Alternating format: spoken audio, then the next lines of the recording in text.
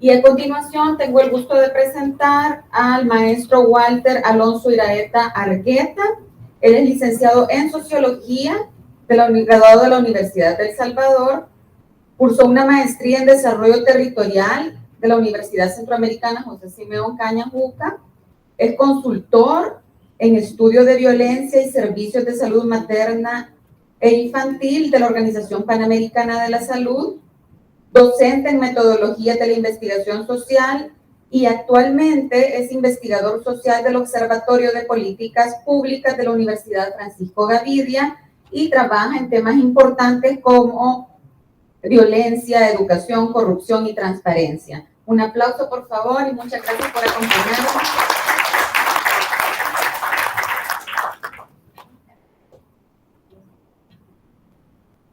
Bien, muy buenas tardes, mucho gusto compartir con ustedes en este espacio.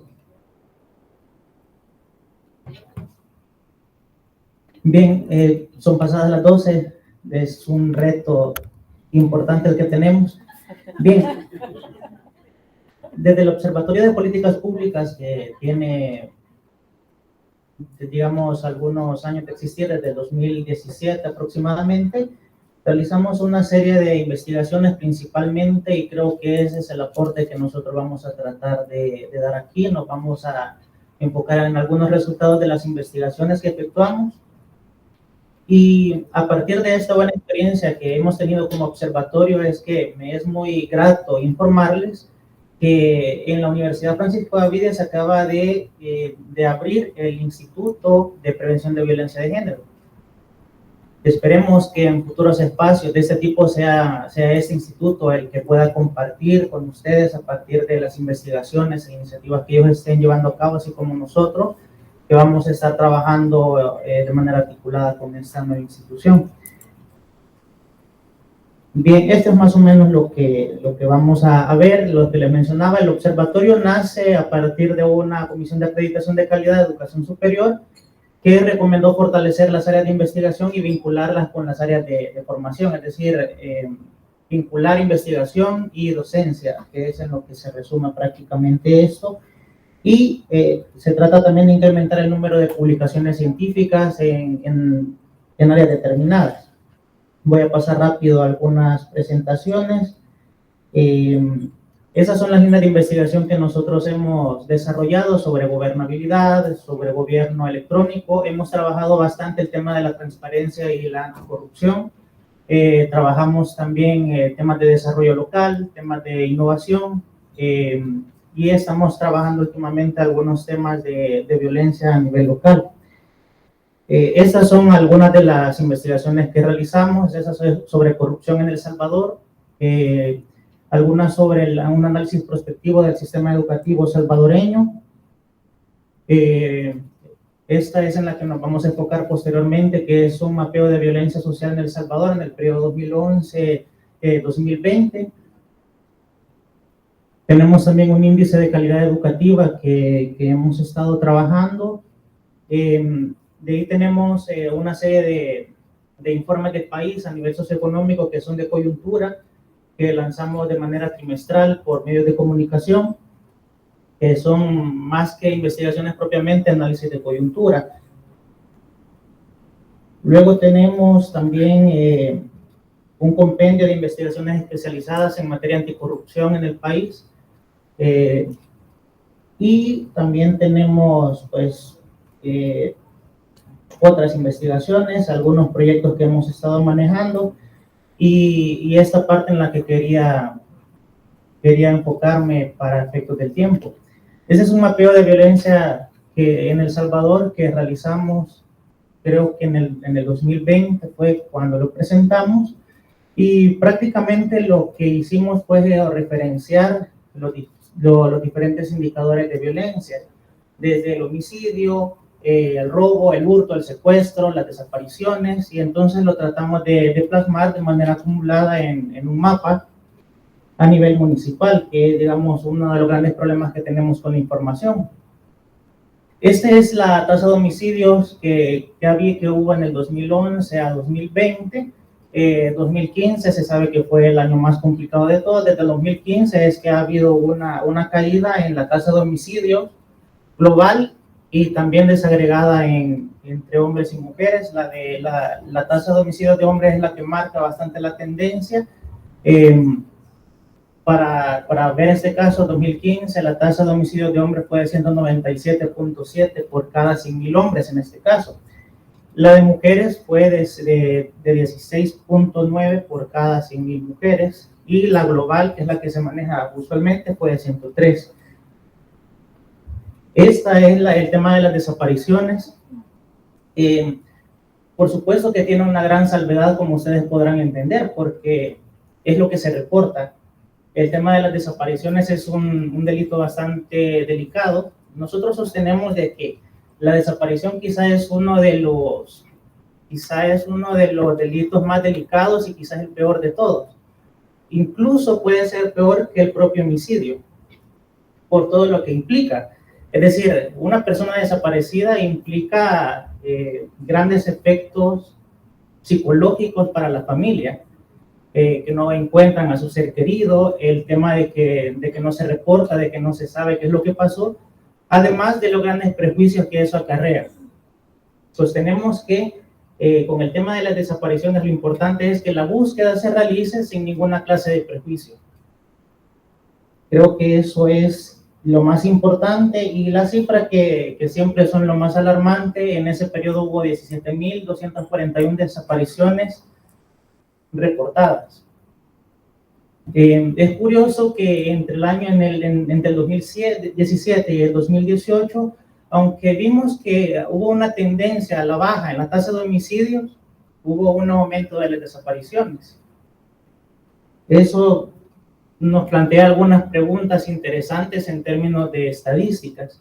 Luego, las tasas de violaciones sexuales reportadas también, porque es precisamente lo que se logra captar en los sistemas de información. En el mismo periodo hubo 23.566 violaciones sexuales reportadas para este caso, y tenemos también la tasa de extorsiones reportadas, que hubo 22.718 de manera acumulada, y una tendencia a la baja, pero siempre con la salvedad de qué es lo que se logra reportar en los sistemas de la información. Luego también tenemos la tasa de robos y la tasa de hurtos, esto digamos en términos generales. Y esta es la manera en cómo se ha logrado mapear precisamente la tasa de homicidios de manera acumulada entre el 2011 y el 2020. Eso es lo que quiere reflejar más o menos los que están en color rojo. Son todos los municipios en los que hubo una mayor tasa de homicidios de manera acumulada durante todos estos años. Luego le siguen los que están en amarillo, y los que tuvieron más bajas tasas de homicidio son los que están en verde. Y vemos que en este caso el homicidio como un delito cobra una correspondencia territorial o una configuración territorial bastante importante, porque resulta que esto de que los municipios que tienen altas tasas de homicidios estén juntos no es una casualidad. Responde a una configuración territorial específica y la complejidad propia de la violencia. ¿Y por qué en la parte norte del país ha habido durante un periodo tan largo tan bajas tasas de homicidios?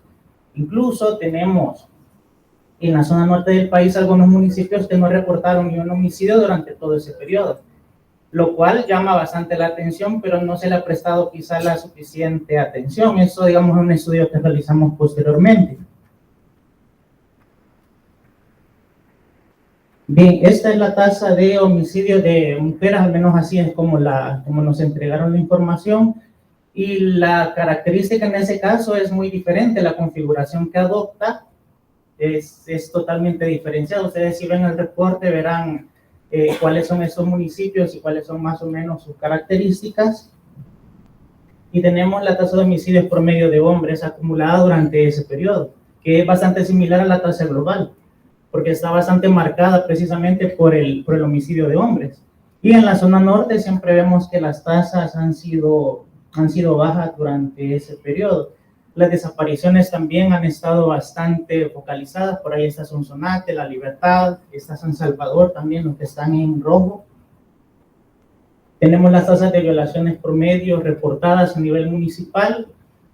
Y en este caso, las violaciones reportadas están focalizadas en la zona norte del país, es decir, adopta precisamente un comportamiento totalmente diferente de los homicidios. Y está bastante marcado por la ruralidad en este caso. La tasa de hurtos promedio, diferenciándola del robo por la forma en cómo ocurre el delito, en este caso los hurtos están bastante focalizados. En este caso estamos viendo Santa Tecla, los que están por ahí marcados, estamos viendo Antiguo Cuscatlán, porque es donde hay mayor oportunidad, y en eso es en lo que se enfoca, ¿no? Lo mismo ocurre con el robo. La diferencia en este caso es que el hurto es que a usted le quiten algo y se va, pero usted no se da cuenta. Como cuando ustedes van al carro, por ejemplo, y no encuentran algo, es un hurto, pero si ha habido violencia de por medio, entonces ya se cataloga como un robo, por ejemplo, ¿no? Entonces, el robo de igual forma está bastante focalizado en determinados municipios. Aquí está Santa Tecla, Antiguo Cuscatlán, San Salvador, está Sonsonate también, por ahí Santa Ana. Entonces se basa en factores de oportunidad, de robo y de hurto. No les estoy diciendo que no se acerquen ahí. Tiene más que ver con la capacidad en este caso y la oportunidad que representa un territorio. Este es el caso de las extorsiones también, está bastante focalizado también en Sonsonate, La Libertad, Santa Tecla, por ahí también está San Miguel, está Usulután y Cojutepeque, que son algunas cabeceras departamentales, pero también por el factor de oportunidad y por la concentración de empresas que hay de actividad productiva. Luego la tasa de secuestros también, con la salvedad siempre de qué es lo que se logra reportar, así que es difícil en este caso de plantearlo. Solo es un municipio el que ha reportado algunos secuestros. Bien, después de tener nosotros ese mapa tan característico, esos mapas, a nosotros se nos plantearon unas preguntas que inicialmente no tienen una respuesta solamente a partir del mapa en sí. Y lo principal es, bueno, ¿por qué en el norte del país ha habido históricamente tan bajas tasas de homicidios? ¿Y por qué en San Salvador, Mexicano, Santa Tecla, o en estos municipios ha habido altas tasas de homicidios si se supone que hay menos pobreza, si se supone que hay más oportunidades? Y entonces, lo que nos planteaba esto es precisamente el cuestionar algunas teorías preexistentes. Todos hemos escuchado de que el factor explicativo de la violencia es la pobreza, tal cual. Y es muy fácil decirlo. Pero realmente con esto como que nos quedó esa cuestión ahí de por medio, porque resulta que en Chalatenango y Morazán es donde hay una mayor tasa de pobreza. Según las encuestas, hay mayor desnutrición también, y hay problemas de este tipo. Y entonces, ¿por qué hay menores tasas de homicidios? Y en la zona central de El Salvador, donde hay menores tasas de pobreza, es donde ha habido históricamente una mayor tasa de homicidios.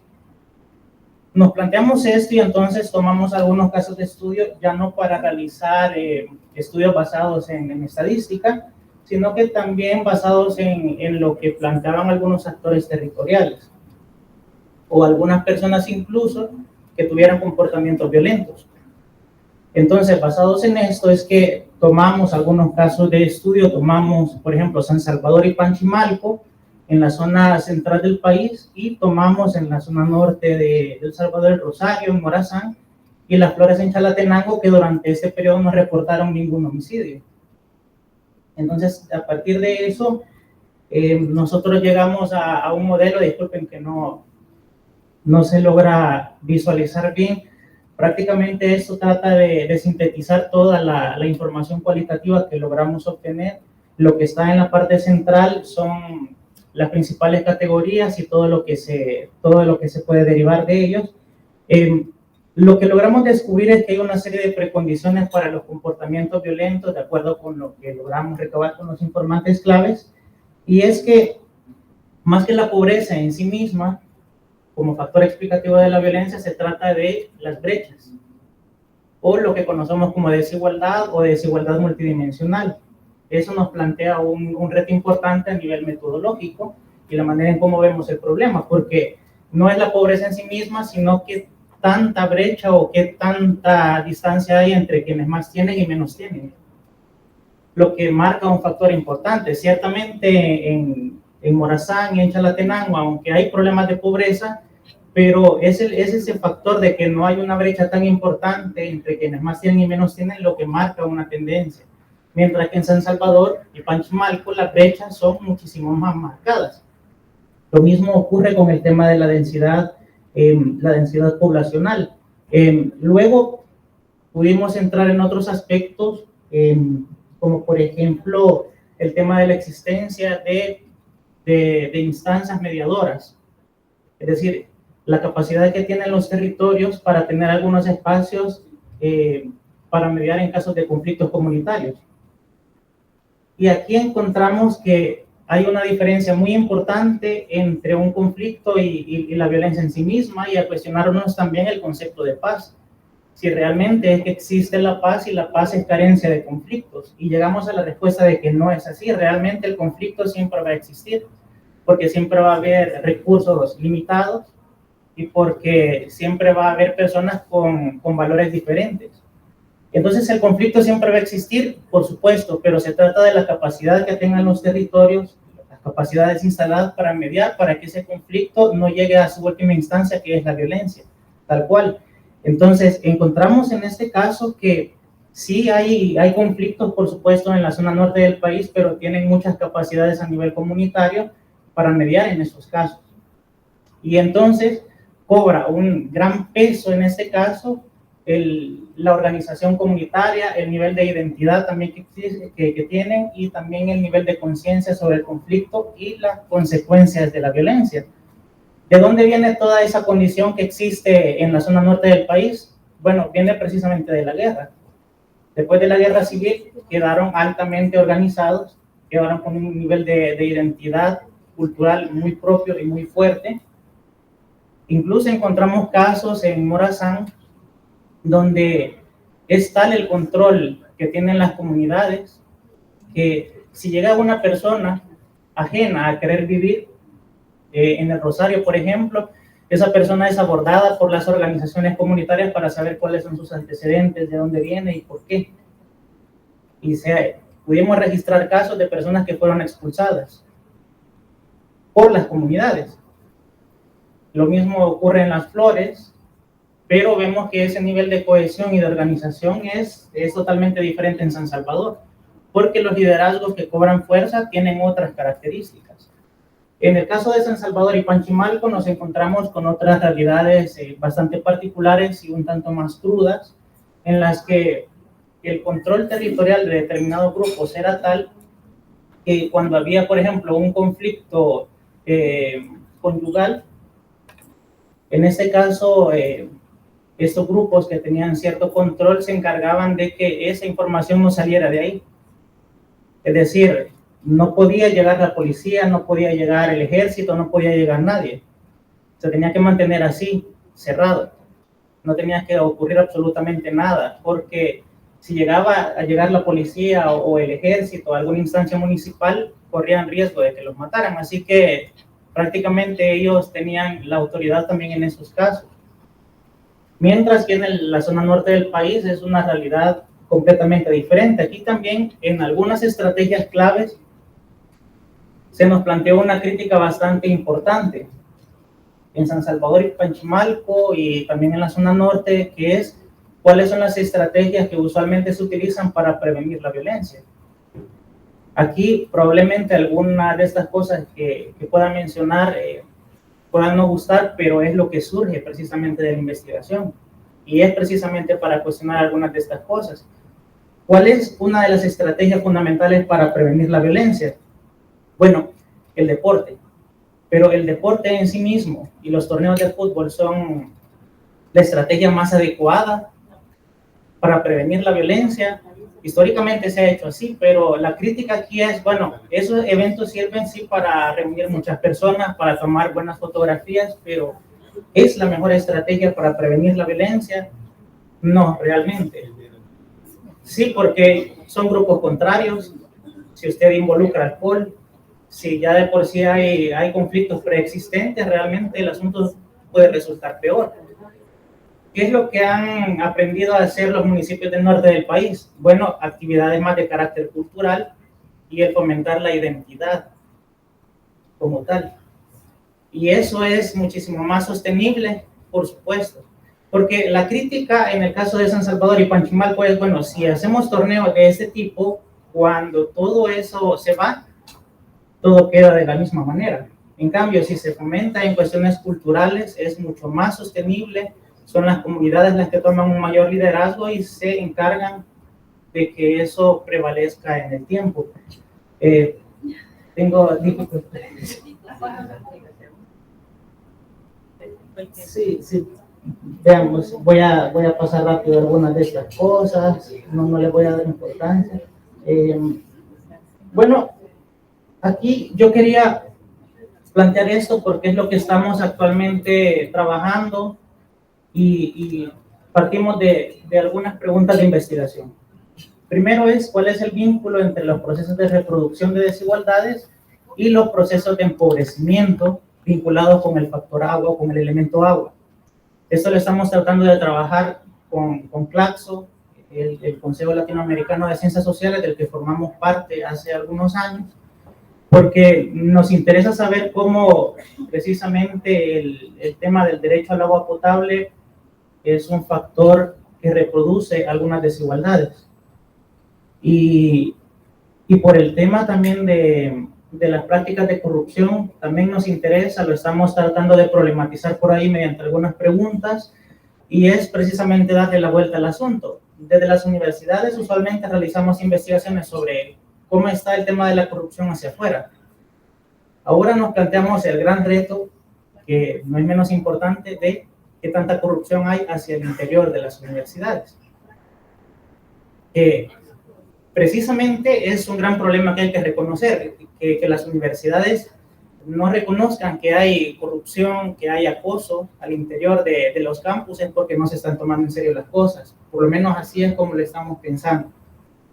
Que hay corrupción hacia el interior, que esto tiene, por supuesto, una noción académica y científica, sí. No somos la fiscalía tampoco para estudiarlo de esa manera, pero por lo menos plantear precisamente esto como una problematización importante, porque veíamos que en la encuesta que realizamos nosotros en el 2018 sobre percepción de la corrupción, resulta que en este país aproximadamente unos 3 de cada 10 estudiantes universitarios afirmaron que ellos toleran la corrupción de un político siempre y cuando les resuelva sus problemas.